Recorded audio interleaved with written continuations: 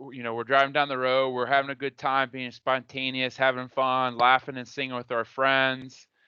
We drive for a few miles, and then we come to that fork in the road that we always worry about, whether it be in life or on that real road trip. And then we realize that we didn't bring a map with us. Now, let's also go with that your service on your phone doesn't work, that we didn't plan for our accommodations, our fuel stops, somewhere to eat, our restroom breaks. So how's that going to make us feel? How completely lost would we feel if we didn't prepare for this road trip that we were going to have so much fun on? And then as we go through this, we're bound, even with life, we're bound to run into hurdles and have longer detours if we don't plan for this road trip. And this is really the reason or thought behind why we want to prepare now for our future career. And starting your plan now will help bridge between where you are now and where you want to be in the, I call it the quote unquote real world, but adulting, what life looks like after high school.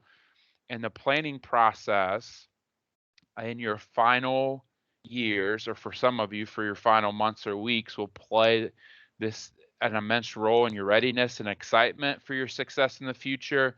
So I just ask yourself, so wouldn't you really want, or should you invest some time in planning effectively for your future to help you to know where you're going and to eliminate some of that stress that we may go into? So that's why we're here today. We're going to speak a little bit more about what I call a framework or a system to process or reflect on. Again, my name's Rob. I'm the bald guy on the right. The hairy guy on the left is Rowdy Raider here at Wright State. And I really appreciate you taking the time to chat with me or to talk about what this framework looks like. To kind of give you a little bit of background on who I am and where I'm coming from. I've worked in higher education for 15 years, anywhere from athletics to residence life admissions, advising, and other student support services. And I really want to give back to you what I may not have had when I was younger, or when I was in high school. And I'm in no way an expert, but what I do want to know, I've been on this path of having no plan, and what I don't want to have happen is for you to be on that plan. Um, I graduated high school. As you could see, that I laughed. That smile was, I think, forced in a sense of nervousness, because up to this point, probably about the time that diploma hit my hand, I thought, oh, I got to do something in my life, and I didn't know quite what that was going to be. The next sense made to go to college, and the only reason I went to college is to play football. As funny as that sounds, or poorly that sounds, that's the only reason I went. If it was not for football, I probably would have not gone. 2 years later, I had a back injury. I had appendicitis. My football career was over. And then I needed to decide what I was going to do. And the next step was to keep coaching. I was going to coach and become the next Urban Myers.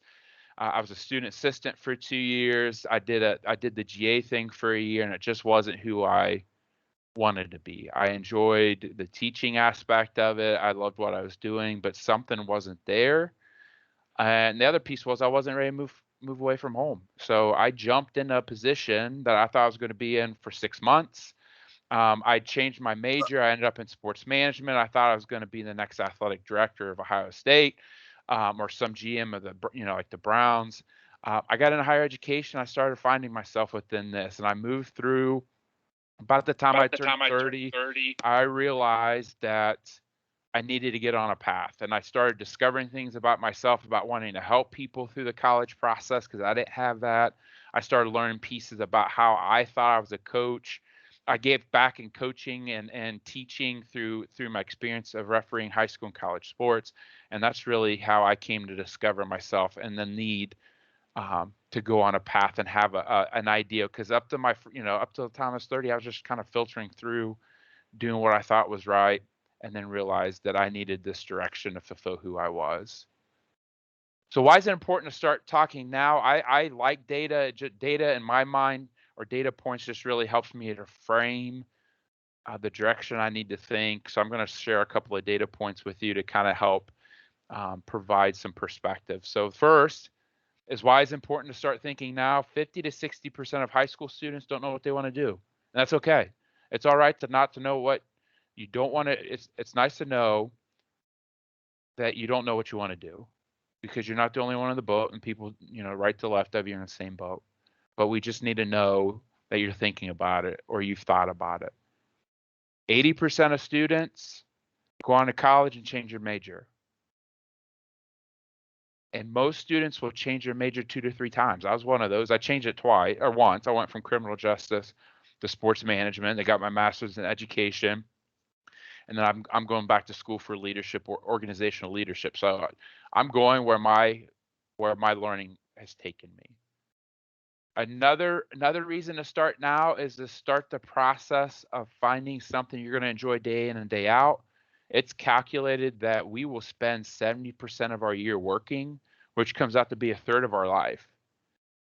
And what the disturbing piece of this data point is, that even though we spend so much time at work, not many people enjoy what they're doing. A Gallup poll from 2016 indicated 53% of people didn't like their job. 13% hated their job. And only 16% said they truly enjoyed what they were doing. I know I just met you, but I'm sure that you don't want to be one of these data points. So that's why we need to help you think, or at least start focusing or thinking about what the future looks like, so you can find something you're going to enjoy spending most of your time with. Having a career or a direction at the minimum, an idea where you want to go, is going to lessen your chances of dropping out of college. It's going to make you be more marketable and employable, so you have less likelihood of being unemployed. And it's going to increase your potential for success in life. Which again brings us together today, and my hope is to provide you the framework or a system to filter things through. It could be your work or your avocation or other things in your life, to find out how those align with you, so it can help you feel satisfied and fulfilled as you go down. We've all been asked this question: what do you want to be when you grow up? What do you want to do after high school? What I will tell you, this question never goes away. That the last two words end up being something else. What are you going to do after this, or we're going to do with this? So it's important to be prepared for that question. What I don't like about that question is I feel like it forces you to commit to something forever. And why commit to something when you don't know what you want to do? And why should you commit to something when you haven't had that much life experience yet? And what I mean life experience is there's a lot ahead of us. We've all had experiences, but we truly haven't maybe thought about what direction to go or what way we need to go. So the idea of planning and your career preparation is to prepare you for these life transitions and not to lock you into one path. The framework is going to help provide you the right or what you deserve to grow and learn within and explore different areas, and provide you the ability to change your mind. So it's not going to focus you into something. That question's also outdated, just much like the myths of unemployment. I think it's important to know as we go through this process or framework that, generations ago, people would spend their entire career with the same company because they thought that's what they needed to do. What I will tell you today, that is rare, and it is rare to see someone stay with one company until retirement. So choosing your future focus, choosing your future focus really has shifted back for us as humans and individuals to be happy. And what happy means by staying true to who we are, staying true to yourself, to your path, what you're meant to do in life, and really making the most out of this one life that we have to live. Your planning for a career or a job is not likely going to be a one-time occurrence. Data shows that people will have upwards of 12 jobs in their lifetime, with nearly half of those positions being held between your ages of 18 to 24. What I don't want you to do is muddy to the water thinking that you just go switching jobs because life gets hard or it gets hard. A lot of times people change because they change, their interests change, their focus in life changes.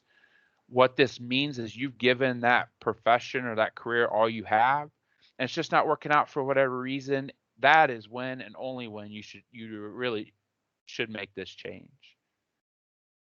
So as we talk about careers today, I think a career is than just a job or working. This includes your progress through life, your growth and development, and vocation and avocation. Vocation is going to be, your career, what you do, 70% of the time, and your avocation might be those hobbies or things you do on the side. And I think this framework will help to know that you're on the right path. The path towards your future after high school, in my mind, includes going to college and directly into a career. Without going to college, it could be going in the military. And for some, it could be taking a gap year to figure out just that little extra time, figure out what you want to do with life. My public service announcement about taking a gap year: you should only take a gap year if you believe this is the right next step to help figure out your life goals. What I don't want you to do is to take a gap year to avoid making a hard decision or jumping into something you think that might be difficult or hard. When you're in that gap year, you're exploring yourself, you're traveling, you're working, you're trying to find out who you are, and it's just not sitting around. So let's jump in and talk about the framework that's going to help you prepare today, and with the ultimate effort in helping you find the career, or at least the direction that will increase your probability of being successful and happy in life. Many tend to concentrate on the outcomes of their career or the end goal and overlook the decision and making process. Really effective career planning is the process that involves a total person and just not this outside force of a career. It's going to stress the importance of knowing yourself, your unique attributes about your specific field, and really about what your life priorities are. The 4 questions within this framework we're going to speak about today are going to be learning about yourself, exploring careers, making that decision and taking action or jumping into it. What I encourage you is to make or think about this planning as a priority, or make it a priority. Dedicate each time to the 4 steps, the 4 questions. You're going to move in and out of each, but spend time within this framework. That time is going to help you focus on your planning now and provide you the direction that you need for the future and really lower that stress that comes with it. So step number 1, learn about yourself. What you do for a living depends a lot on who you are. I know this sounds obvious, but it's oftentimes neglected by many people. Planning begins with your self-exploration. It's deciding what's most important to you in life and not other people, not other outside forces. Your future satisfaction comes from doing a job or other things that fit your personal interests in your unique skill set. I will tell you, there's no way to be sure if a career is going to meet all your needs, but planning will help you learn about yourself and to help find a career that will be close or will align the best with who you are. So self-exploring or self-assessment is going to help uncover and describe your unique characteristics regarding what you do well, which are your skills, what's important to you, which are your values, and what you like to do, which is your interests. When those overlap with who you are as a person, that's going to find or identify what direction that you need to go. So skills are things that are thought of general talents or strengths. They're going to be things that you acquire through training. It's also going to be things that come natural to you. These are a variety of attributes and personal characteristics that are going to give you the greatest power, enable you to do your job to the best of your ability, manage your career. So examples of these skills could be teamwork, problem solving, leadership. How do you handle pressure? You're going to be the one that best judges those skills by reflecting or self-assessing who you are. And you'll notice through your experiences what of these comes naturally and some that you may need to work harder on. What you'll find out, if you're looking for jobs or trying to find out what skills are required for jobs, a good place to start are looking at job descriptions or position descriptions for those future careers that you're interested in, and really looking at their responsibilities and skills that are required for that position, and really look through those to find keywords or hot words that align with skills, and to find out how you align with those, but also the ones you need to work on that's going to make you successful in that career if you do to choose to go that route. Values are things that are most important to you. Some of these examples are going to be work related that's on the screen. What salary do I need to live the life I want to? What schedule do I want? Do I want to be challenged? Do I just want to come to work, shut my door, push a bunch of paper, and move on with my day?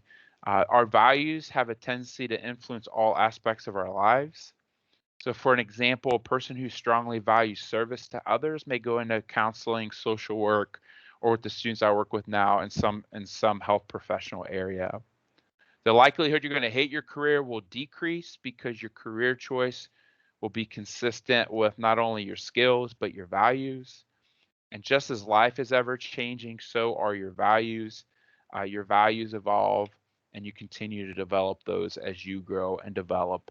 And I think sometimes, I know from my perspective, you grow and develop throughout your life. You change. Who I was 5 years ago to 10 years ago to 15 years ago, or who I even was a year ago before the pandemic started, are completely different people. So interests are pretty straightforward.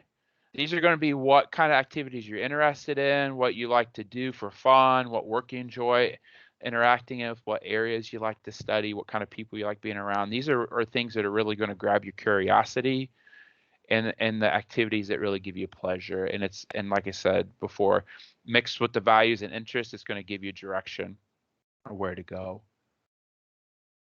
If you don't know where to start about discovering your skills and values and your interests, really start reflecting on your hobbies. That if you work, the athletics, if you're in the band, a student organization, things you do for fun, and find why you're drawn to those. These are going to sum up your preferences that really define who you are, or things you're drawn to. Do I like being around people? Do I like doing this? So it's really important to start there, and I think you'll find common themes through your activities of some of those interest values. And oh gosh, I can't think of the other one. Interest, values, and skills that you have. Then listen to what other people have to say. Pick up on the things that they say you're good at. This is going to help you discover, or at least a minimum, align what you think you're good at with what other people think. You're going to discover things that you didn't think you were good at, but other people think you're good at, and really reflect on those and see how you feel.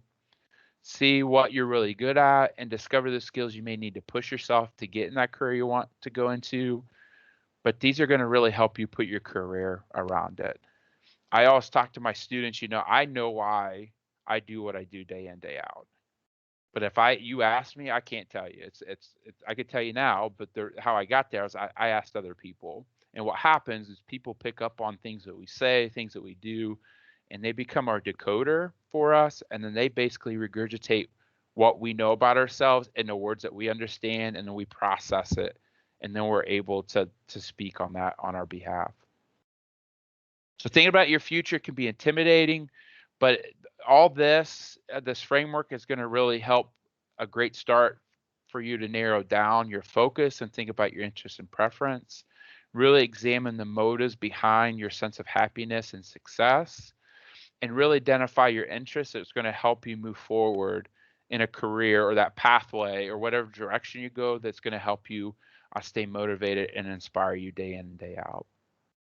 So step 2 is exploring career information.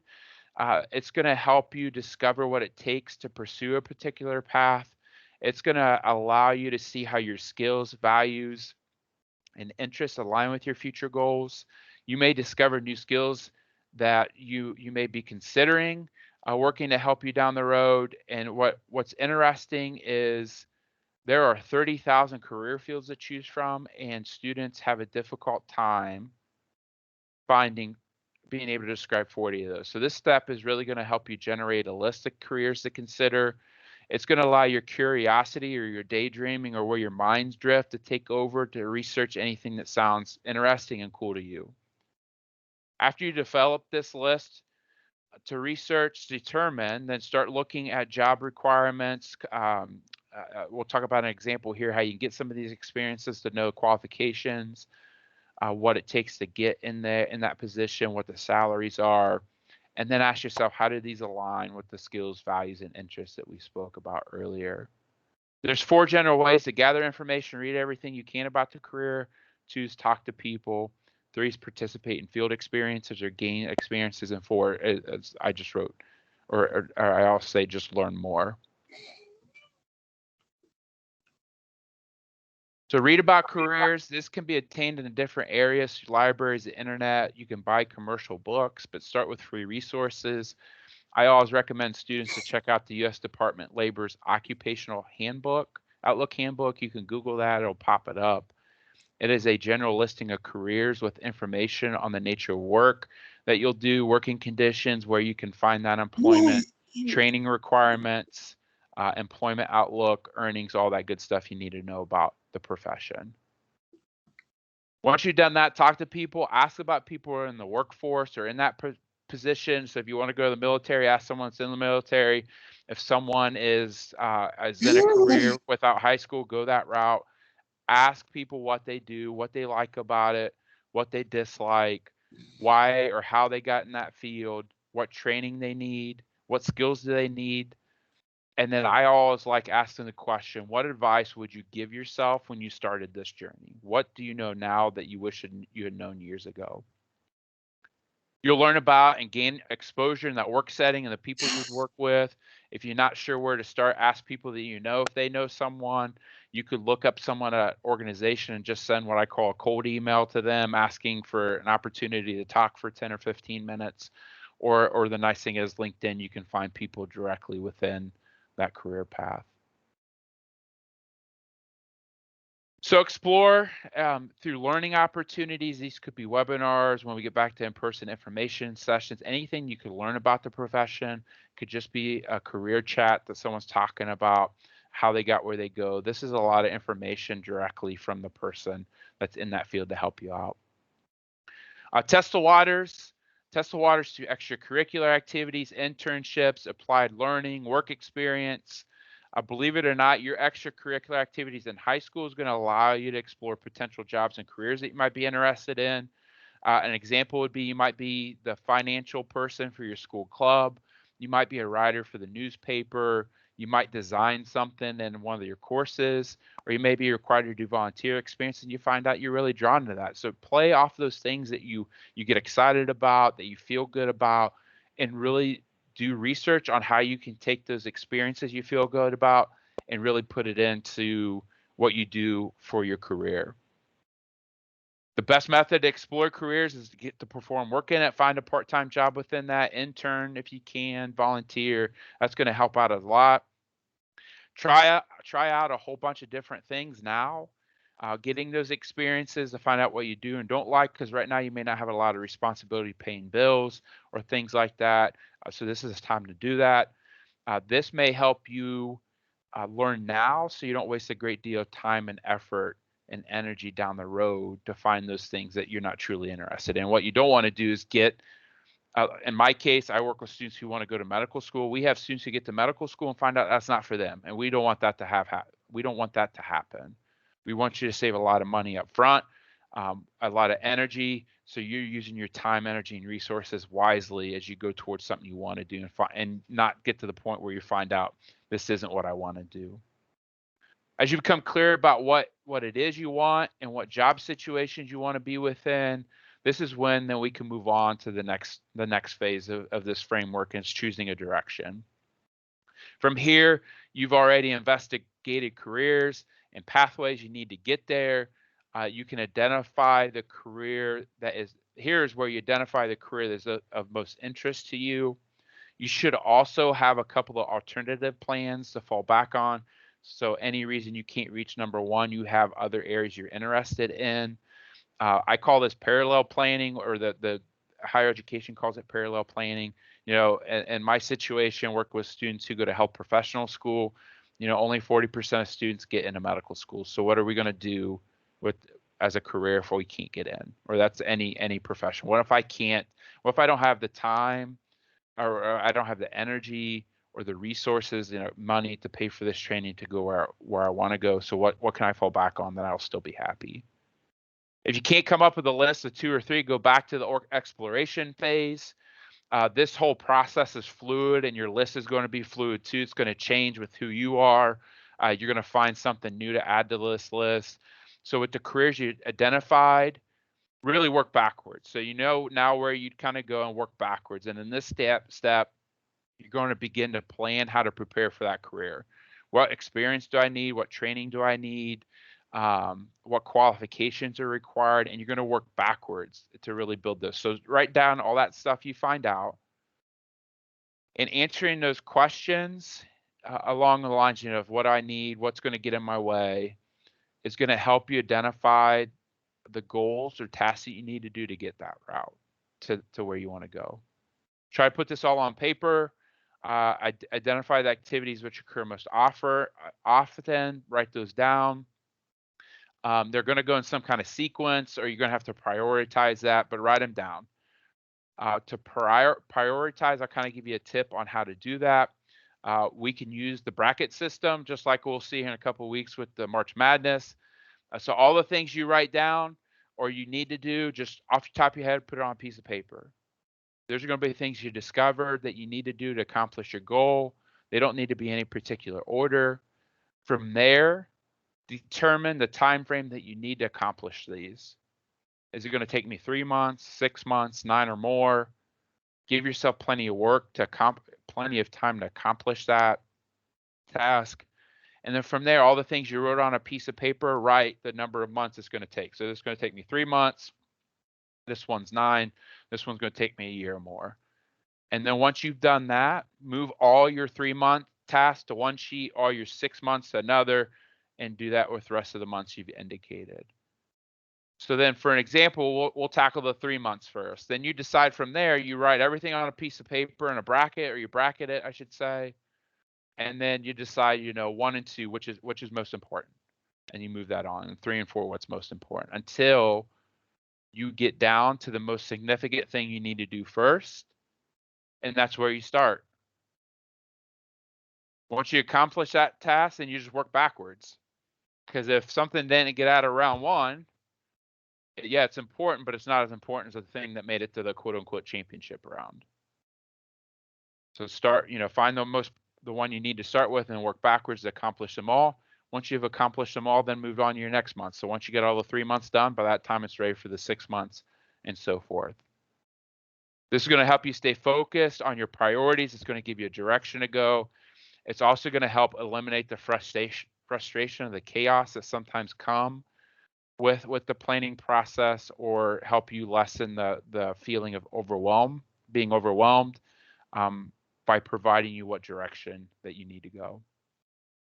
So once you've really settled on these few career options, you know what direction you need to go, it's really start to make it happen, and you start on your path. You consider the time frames which we talked about, what financial needs you need, what barriers you need to overcome, and this is really just starting to work backwards off that bracket. As you go through the entire process, write everything down that you've learned. Journal it, keep track of it. Keep the main section of your journal should be specific career goals, what you need to get there, how you feel about it. What's interesting is you go back and see how you've changed over time, what direction you've gone. And like we mentioned before, this process, or these four questions within this framework, is going to be used multiple times throughout your life. So part of a framework or a system is refining it, and refining it to make it a habit, or to come naturally, so it just expedites the process to your end goal. And the reason we talked about this not being the only time you do this, you can fit this framework to other things in your life. It could just not be your career. But what I want to leave with before we kind of move on is, you're going to hold more than one job, most likely. The data shows us, 12 jobs, many of those within your first, 6 years in the career. The other idea, aligning your career with who you are, and not who you are to a career, finding that, let me rephrase that, finding that career that fits who you are instead of you fitting the career is important. And knowing what interests you is important, because according to David Stillman, who's a US generational expert, 65% of Gen Zers are going to be employed into jobs that don't exist already. So we talked about life evolving, you evolving, career fields evolving. So knowing yourself is going to help you pivot when you discover one of those new jobs. So again, the framework is really to help you tackle your future transitions in life. It's just not in a career. It's going to be really for anything that you move forward with. So instead of bouncing aimlessly from job to job, you'll know exactly where you want to go. You'll have a direction. To some, it may look like you don't know what you're doing, but know and be able to explain where you want to go. I'm doing this experience for this, for a few years to gain this, to go into this experience. A comprehensive plan is going to take into all your account of who you are, your interests, your skills, your values, your goals, your priorities, and it's going to help you chart your future. And it's going to make it a little more exciting for you because you know what to expect and what's down the road. And a lot of times we're fearful of the unknown. This is going to give you that known. So you never know what's going to be down the road, but starting now is going to help you along that potential.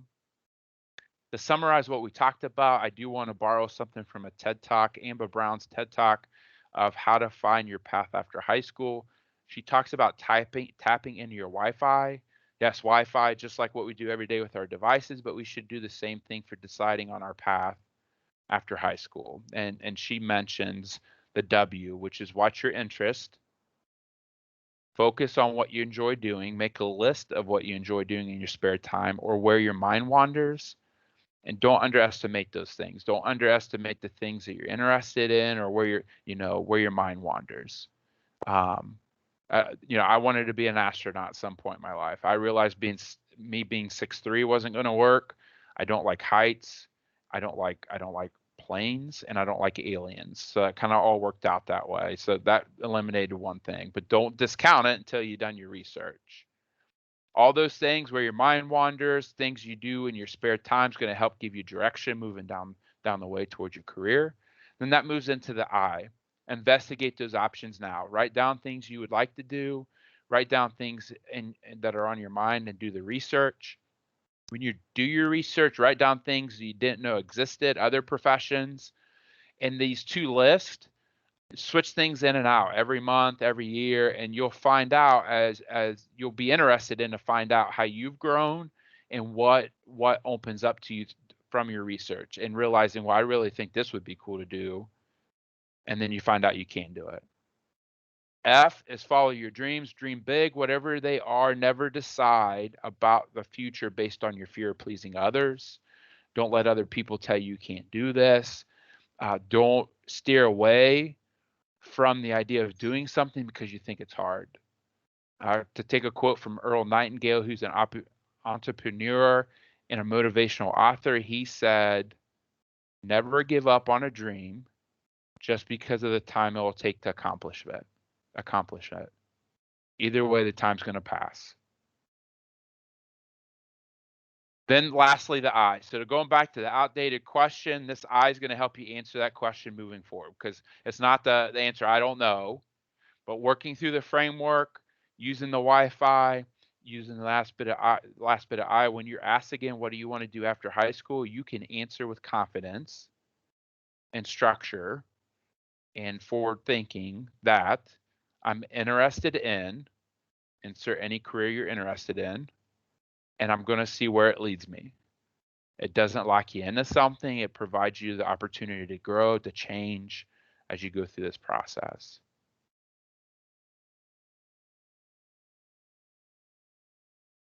One final piece of advice or note, don't take rejection personally. It's going to happen. It is nothing personal. It's not about you or what you've done. It's more about how you fit in a program or a profession. The best way I can describe it has been described to me. You might be a bright, shiny apple that a lot of people desire, but that particular thing that you got rejected from, they might be looking for an orange. That's okay. People want apples, people want oranges. It's nothing against who you are. I also want you to recognize that what we think needs to happen in life is going to be on the left, the straightforward path. In reality, it's on the right. Avoid comparing your map to others people's maps. Each journey is unique just to them as we are to the world. We all get to different places in different ways. We want to be recognized for our individual efforts, our unique experiences. So why would we want to take someone else's path? Because that wouldn't make us unique. Also realize others may make it look easy, their path look easy. You don't know what's going on underneath. You don't know how long it took them to get there, the stress they may have gone through, the path they get there. So just because they make it look easy doesn't mean it is easy. So probably about 10 years ago, I used to work in a high school, and I taught a course on how to go to college. And one of my students made this for me. I think for the most part, it's still applicable. The only difference is it didn't make it to college. This is the reaction you're going to get. Really, it goes down to now that if you didn't plan or control what you can control or take ownership of your story and your narrative, this is the reaction you're going to get. What I want you to know, you're responsible for making your education career decision. Other people are going to try to push you one way or the other. You have to do this yourself. You manage your career and you control your destiny. You need to find where you fit in the world and what fits you the best and recognize, again, it's your future. So take charge of it. You are you, and now isn't that pleasant? I'm a huge fan of Dr. Seuss because he makes sense in my mind. And as you get to know me if you get to know me, you'll understand why it makes sense. Here's my contact information. You're always welcome to reach out if you have questions about what we talked about today. Anything in general, if I can help you out, I'm happy to do so. Follow me on social media. I'm on Twitter. I'm on LinkedIn. I post things for my students, but something might come through, a quote or something that may help you out as well. And I'll bring this back up again here in a second, but I'm here to help you all out. And with that, again, I appreciate your willingness to join me today and hear me talk a little bit about planning for your future. Awesome. Thank you, Rob.